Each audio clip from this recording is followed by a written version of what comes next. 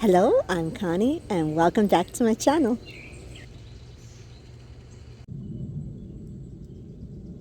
Today I'm having a little bit of trouble. My tripod is not behaving. It's actually a selfie stick with the kind of a sort of a tripod sort of bottom to it, and it's not working all that great. But anyway, we'll get through this together. And I just don't know where the other tripod is. The other one would be better, but anyway, I want to talk to you today about different ways in which you can save money. And some of these things you may have heard of. There's some things maybe that you haven't thought to do, or maybe I'm reminding you about doing them, or maybe they're just new ideas, which is good, and things that I have picked up along the way. My husband and I it's just us now. The kids are grown, although they come also to spend time with us and have dinner with us and everything, because life is good and we have our family. But most of the time it's just me and my husband. So, and we are both, this is new to us because it's still pretty newly retired. My retirement began in December of last year. So we both are on fixed income, and that's been a challenge, but in the same thing, not really. It's a matter of just learning how to budget yourself and everything. So I want to share that with you and see if I can share something that's of value and that'll help you. The first thing, and if you've ever watched my channel, you know that I'm in no particular order. So the first thing is to shop your pantry and your freezer, fridge, etc. There's a lot of times that there's things that maybe you'll have part of, like for example, I'm Cuban, so maybe I'll have tostones that are made by Goya rather than me making them, because a lot of times they're easier. And maybe part of them, we've eaten all except 4 of them. So they're in there, and they just kind of stay in there. Or you have cooked something a couple of weeks ago that now today would be helpful to bring out because the kids are coming, and you know what, let's throw in also that grilled chicken that we made. So before you go shopping and before you really forget of the things that may be in your pantry, first go through what you have. Always when you make your list, which is everything we've talked about, making a list before you go shopping for food or whatnot, always check to see, do I have that first? Because the worst thing is to get into a recipe and then realize, we don't have any baking powder, we don't have any baking soda. So go see what is in the pantry, go see where it's in all these different things. I don't know what that is. That's suburb life. But that's the first thing that I would add. Now I know I've touched upon this on another video, but I think it was more for napkins. Try to use instead cloth instead of paper towels. I was a person who used to use paper towels all the time just for spills. We still have them on hand for spills and for just wiping down the counter, or just the way that you would use just also to clean. I would use it also when I was dusting. And at one point I realized there was an awful lot of paper towels. There was a lot of trees that were being destroyed, and it was a cost also. So what we ended up doing was, little by little, I went buying like washcloths that weren't very expensive. You can pick them up a lot of times well, I think sometimes Lidl might have them, Walmart has them, and they're not the really good quality ones, and that's okay. Also, I found what used to be called handy wipes. They're not called that now, and those will last you a while too. I found that made a big difference. They can be washed. You're not wasting so much. We're not constantly throwing out things. And also during the pandemic, I think it was one of the things that people were hoarding was paper towels. So if you can do that, that really helps a lot. And I've just found a little spot for them, like I found for my paper napkins. And that cuts, as I said, it cuts down on paper and it cuts down on waste. This next one I learned from YouTube, from Prepper Princess, as a matter of fact, because I was a person who would always go through laundry detergent, it just, and meanwhile, there were just two of us. But I always thought they tell you to use the whole capful, and whole capful's a little more than you need. And Pepper Princess at once said that it used a lot less than you really need because the washing machine has its own cycle that helps to clean the clothes. So I started using a lot less, probably about, I would say, like even a quarter or maybe a little bit more than the whole cap of the uh, what do you call that, like the package or whatever of the laundry, the liquid laundry. And it does clean the clothes. It leaves your clothes really clean, and it takes a little bit longer to go through. Most of us are not going to be working outside, and unless you are working outside and you are constantly in the dirt and everything else, most of us are really not going to need to use that much. And likewise with dish detergent, and I'm sure everybody's done this, but this was my aunt who always did this with dish detergent. It's also as concentrated. It's very concentrated. Now I'm not talking about the one for the dishwasher, but the one for the dish, but the one for that just the regular Dawn or whatever. If you use it, I first of all I buy it in bulk. We get it from, we have an account in Sam's Club. So what we do is we buy it in bulk, but then little by little I go adding a little water. Not so much diluted that then you're still using it, but enough dilution that you stretch it out more. And that's just saving some pennies that are better in your pocket than theirs. I like hearing that. The next thing is to read your circulars. Just when you get them, you sit down, you look them over. I actually started having, this is something that I just recently started. I have a little app that has a shopping list, but I actually ended up breaking them up into the different stores with the different sales on the things that they had. If it was Lidl, if it was Harris Teeter, because that helps me to remember, that's where they have paper towels, or whatever it is, blueberries, bread, whatever the case may be. But read your circulars every single week, and if there's something, always budget a little bit from your grocery money for things that you can also stock up on a little bit. Or if you have been thinking about, like this, we were lucky because our one of our stores this week had their steak go on sale. We hadn't bought steak in a while because of that, but we ended up saying, okay, well, we'll wait until it goes on sale, and then we stocked up a little bit, which was good. But read your circulars. The other thing is some stores give you some kind of rewards.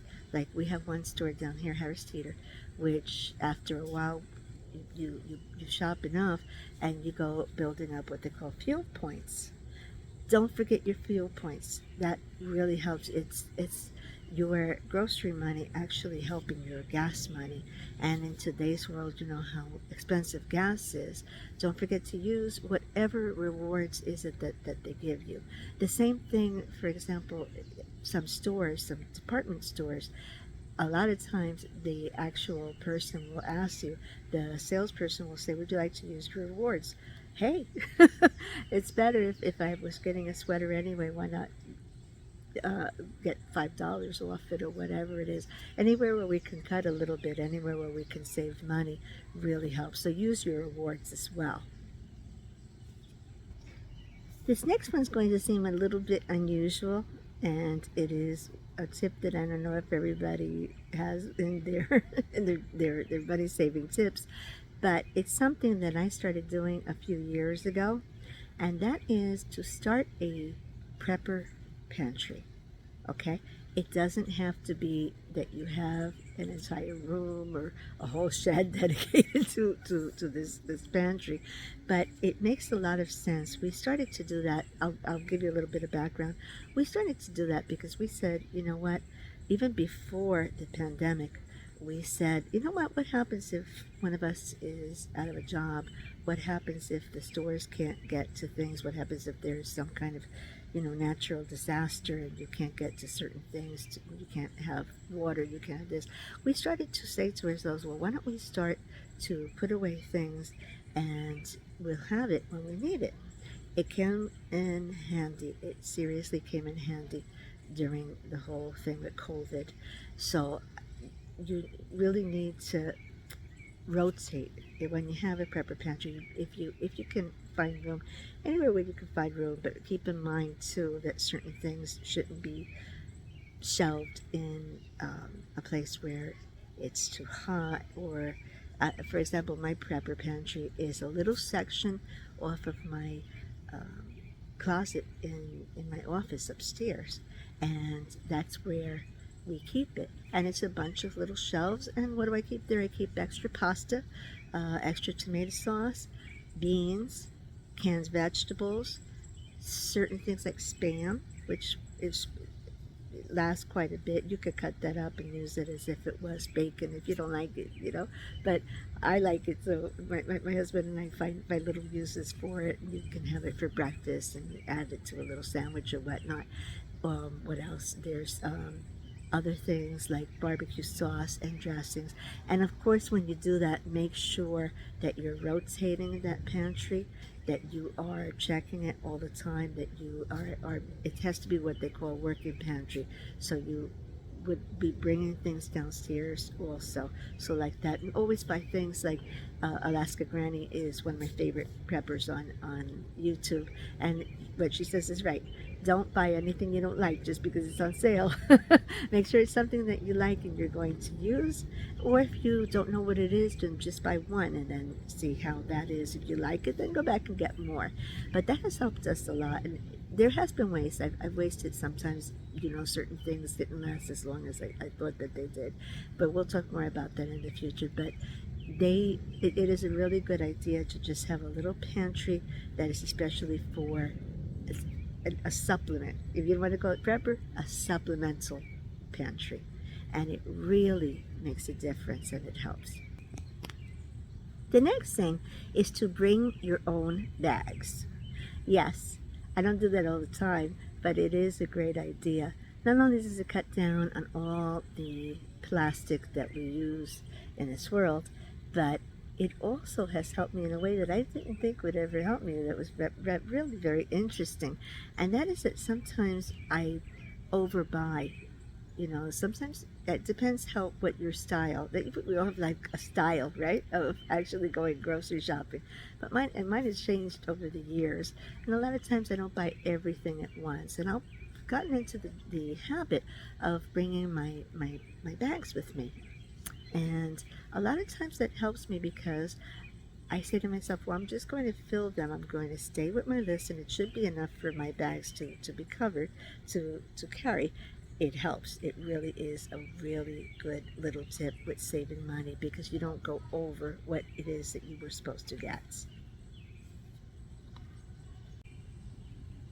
You know what is another thing that runs into money and cuts into your money for your budget when it comes to groceries? And that would be sodas. Sodas and juices and all the little crazy drinks that we might drink. That's I understand because I'm a person that they say, well, drink water, just drink water, and water is we're stocked up with water too, which we have it in the garage and we go through it, believe me, because we love water. But learn how to kind of now you don't have to totally cut soda or whatever it is that you like um, uh, out of your grocery list, but keep in mind that a lot of those things have sugar, or they have aspartame, which is not much better than sugar, which I love diet soda, for example. There are things that you can do to stretch out those drinks. And one of them, which I like to do, is I like to take, for example, Minute Maid makes those delicious little drinks, those little juice mixtures, and also the V8 has those wonderful tropical things. I like to add I like to drink about maybe a third of a glass and fill the rest with water. It really makes a difference and it cuts out the amount of sugar that you're going to have. The other thing that you can do is drink drink sweet tea. Learn how to make sweet tea. I might do a video just on that. Learn how to make sweet tea. Learn how to make um, what they call fancy water, which is if you're running out of your uses for your strawberries or your cucumbers, throw them into water. Find how delicious that is out and how refreshing that is. You don't have to cut out soda or those things that you like, but they do run into money. I mean, I think I saw that soda was, oh my god, goodness, I think it was like almost like $9 for just like a case of it. Makes a lot more sense, and it's also just more healthier for you to drink water or fancy water or a juicy something, putting together the last of your fruit into some kind of smoothie or fruit. So that really helps, and it cuts down again on waste. And it's good. The last tip that I'm going to share for today is to give yourself an allowance. Or, as some other YouTubers say, pay yourself first. I never really totally understood that. I thought everybody did that. I thought because my husband and I for so long have been giving ourselves an allowance. But I guess everybody doesn't, and maybe they're a little bit more haphazard with, well, I'll just go get coffee. Well, I'll just get this. Well, maybe I'll have, you know what? Pay yourself first. Give yourself an allowance from your budget. So for me, it's 60 a week, and it's sufficient. Well, that allows me to put away 10 for vacation. Just we have a little kitty and everything. You just throw that in for vacation, and the rest of the money I use it for. I save it up, and I'll get something that I need off Amazon, or I will use it just if I'm out and I feel like having a cup of coffee or whatever. Once that $60 is gone, it's gone for the week, and that's it. And I have to wait till I take it out again. But make sure that you give yourself an allowance, because that will allow you to also have money that you can just put away if you want to. You can count on that. That's there for you, and in the long run, that saves money, because you're not just saying, "Well, I'll just get more. Well, I'll just get more out." No, you already know that you're on a budget for yourself. So, and for me, it's always been really good. And obviously, you look forward to getting your allowance. So there's a lot more other tips to share, but this video is getting really long, and I'm gonna go and make some dinner. We have our son, daughter-in-law, and grandson who came down from New Jersey, and they're visiting with us. So I'm going to go and make dinner now. But I want to thank you, and I really appreciate you coming and watching my video. I hope that this has helped. If you have tips also, if you have other manners in which that you save money, things that you've found that has helped you, please share it in the comments. I'd love to read it. I always am looking for ways to save money if possible and make the dollar stretch. So I thank you, and if you liked my video, please like and share. And also, if you haven't become a subscriber, please consider viewing one. And I want to thank you again. And until I talk to you again, God bless you. There goes the plane. Bye-bye.